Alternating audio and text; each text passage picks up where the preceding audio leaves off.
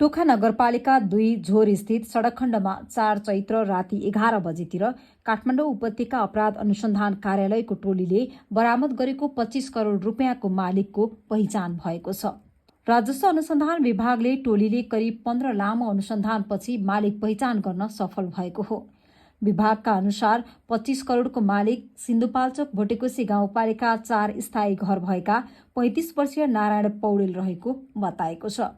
पछिल्लो समय टोखा नगरपालिका 10 महादेवटार हाइट स्थित आफ्नै घरमा बसोबास गर्ने पौडेलकै मुख्य लगानी र योजनामा यो रकम चीन जान लागेको विभागले बताएको छ।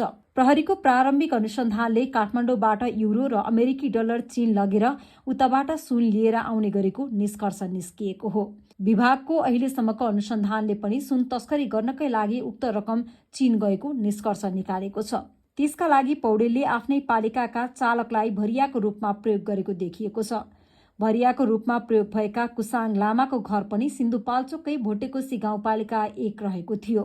43 वर्षीय फुच्ची भनिने कुसाङ लामालाई पक्राउ गरिएको थियो। ना 7ख1652 नम्बरको कन्टेनर सहित पक्राउ परेका कुसाङलाई प्रहरले विभागको जिम्मा लगाएको थियो। विभागले सीसीटीभी फुटेज, कल डिटेल तथा एनालाइसिस डिटेल विभागको अध्ययन र विभागलाई प्राप्त सूचनाका आधारमा पौडेल 25 करोडका मालिक रहेको विभागले निष्कर्ष निकालेको छ।